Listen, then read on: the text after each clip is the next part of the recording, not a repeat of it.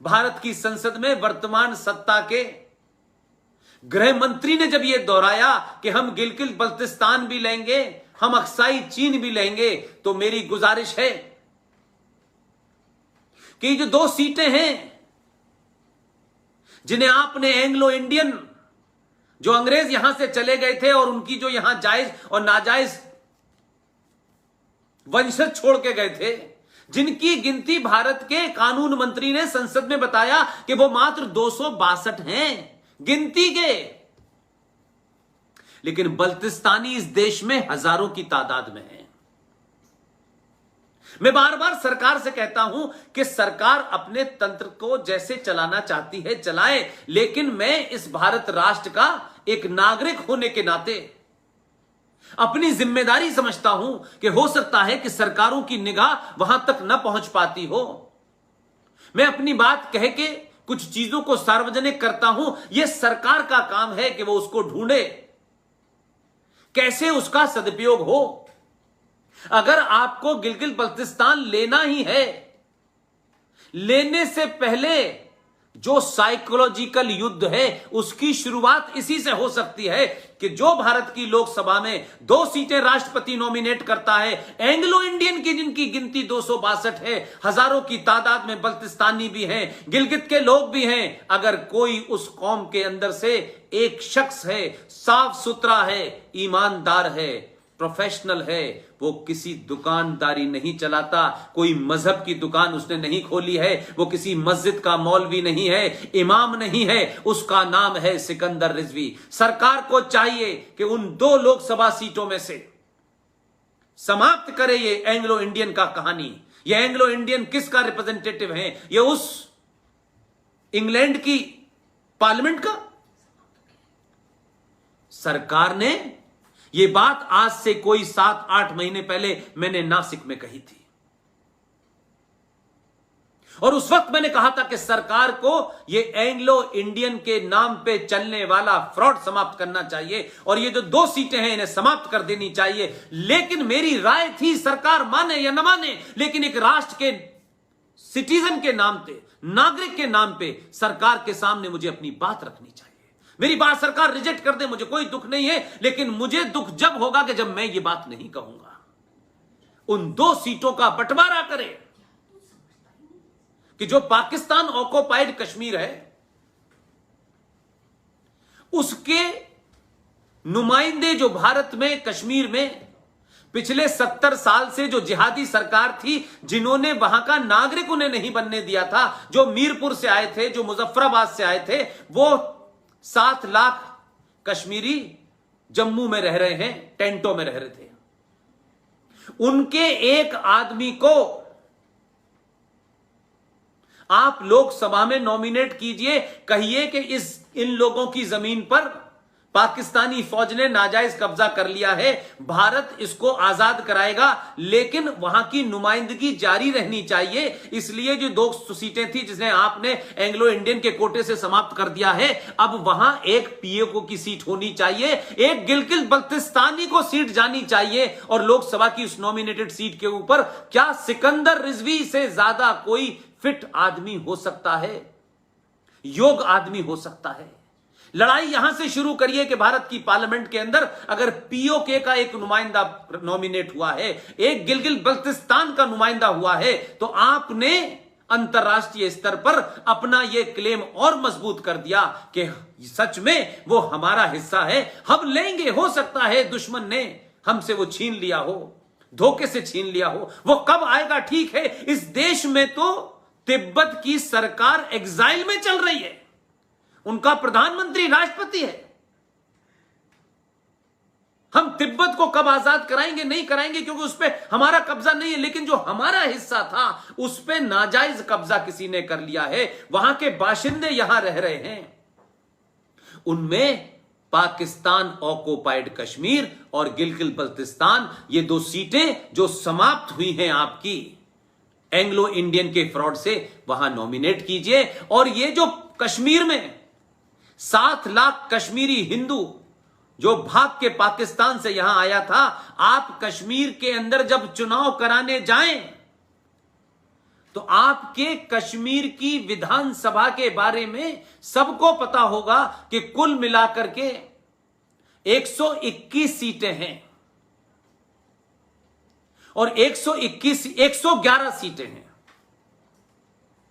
और 111 सीटों में से चुनाव होते हैं 87 सीटों पर, क्योंकि बाकी सीटें उस कश्मीर की हैं जिस कश्मीर पे पाकिस्तान ने कब्जा कर रखा है। उसे आप आज छुड़ाएंगे, कल छुड़ाएंगे, मुझे पूरी उम्मीद है कि 2023 से पहले आप छुड़ा लेंगे। लेकिन कश्मीर की विधानसभा में 370 और 35 पे हटने के बाद जो 5500 परिवार 1950 से 52 तक कश्मीर से आए थे, वो सब हिंदू थे, डोगरा थे, सिख थे। आज उन्हीं लोगों को, उसी कम्युनिटी में से जो बची हुई 24 सीटें हैं, वो आज जम्मू कश्मीर में जोड़ दी जाएं और ये लोग उस जम्मू कश्मीर जो पाकिस्तान के पास इलाका है उसकी नुमाइंदगी करेंगे, क्योंकि अब ये वहां के नागरिक हो चुके हैं, अब भारत के नागरिक हो चुके हैं, अब दोहरी नागरिकता समाप्त हो गई है, अब 2 झंडे खत्म हो गए हैं, 2 विधान खत्म हो गए हैं, 2 निशान खत्म हो गए हैं। तो अब जम्मू कश्मीर की विधानसभा में 24 सीटों जो बची हुई हैं, जिन्हें आपने रिजर्व करके रखा है, उस पे कश्मीर से आए हुए उन विस्थापित कश्मीरियों के बीच में बांट दिया जाए। तो बात घुमा करके मैं फिर वहीं ले जाना चाहता हूं कि जब ये देश आजाद हुआ, संविधान 1950 में बना, तो संविधान 1950 में बना, आजाद भारत की खंडित पार्लियामेंट में अखंड वंदे मातरम गाया गया। तो आजाद भारत के बाद जो हुआ, हम उसे मानेंगे कि 2 जिहादियों के बीच में,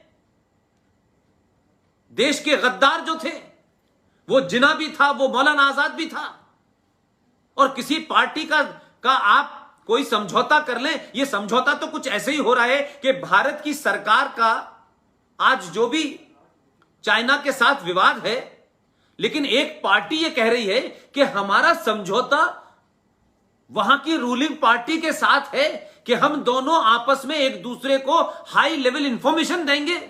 भाई, ये 2 पार्टियों के बीच में रिश्ता है कि 2 राष्ट्रों के बीच में रिश्ता है। 1937 में जिन्हा के दबाव में मक्कार मौलाना आजाद ने हिंदू लीडरशिप को, पंडित जी को, इन सब को डराया, वो मान गए। तो भाई पंडित जी जाने, वो पंडित जी की पार्टी, उनकी पार्टी हो सकती है, लेकिन राष्ट्र और सरकार नहीं है। सरकार किसी पार्टी की नहीं बनती, सरकार होने के बाद संविधान की बनती है। तो हम उस मुआहदे को क्यों माने 1927 वाले को, जिसमें कहा गया कि सिर्फ 2 स्टैंडर्ड गाए जाएंगे। हम तो आजाद मगर खंडित भारत के अंदर जो अखंड बचा है, जो वंदे मातरम पूरा गाया गया है, उसी को भारत मानेगा। इसलिए इस विवाद को समाप्त करने से इससे ज्यादा साफ कोई आइडिया और एजेंडा नहीं मिल सकता। हम वहां की बात के, अरे अंग्रेजों ने तो बहुत सारे कानून बनाए थे, आपने बदल दिए कि नहीं बदल दिए? अंग्रेजों के बनाए कानून बदले जा रहे हैं कि नहीं बदले जा रहे हैं? तो फिर अंग्रेजों का दौर में, उस लड़ाई के समय में उस बात को हमारे ऊपर क्यों लागू किया गया है, जबकि हमारे देश की आजाद पार्लियामेंट में आजादाना तरीके से पंडित ओमकार नाथ ठाकुर ने 22 पंक्तियों का पूरा वंदे मातरम 9.5 मिनट में गाया। हम उसी को मानेंगे और किसी को नहीं मानेंगे। जिसको अच्छा लगे अच्छी बात, जिसको बुरा लगे वो अपने घर जाए। हम इंटरेस्टेड नहीं हैं। ये देश संविधान से भी अगर जैसा भी है उस पर शिकायत हो सकती है, अब हम संविधान को भी नहीं मानेंगे, क्योंकि साहब यूनिफॉर्म सिविल कोड नहीं मानेंगे। ये तो भारत के संविधान में है। तो ये बताएं ना, जो शाहीन बाग पे बैठे हैं, कि ये तो इसी में लिखा है।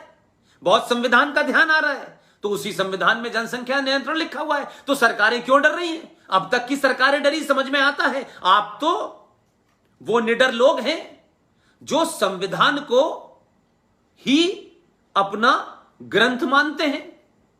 आपने तो इस संसद में पहला जीवन का चुनाव जीत के संसद की सीढ़ियों पर जब आपने माथा टेका, तो आपने कहा यह मंदिर है, इसकी पवित्रता भंग नहीं होनी चाहिए। लेकिन उसी मंदिर के अंदर जो किताब है जिसे आप संविधान कहते हैं, उसकी पवित्रता फिर कैसे भंग हो रही है? अगर कुछ लोगों ने किया, कुछ ऐसे लोग आए थे न जिनका कोई मजहब था, न जिनका कोई धर्म था, जो लुटेरे थे, जिन्होंने भारत को बांट बांट कर राज्य किया। आप इस मुद्दे पे नहीं आए हैं, ना आपने वादा किया है। आपने वादा किया है कि भारत, वो भारत, हजारों साल पुराना भारत। और जब आप शब्द बोलते हैं तो आप 11,000 फीट की ऊंचाई पे पहुंच के भी आपको भगवान कृष्ण का सुदर्शन चक्र याद है।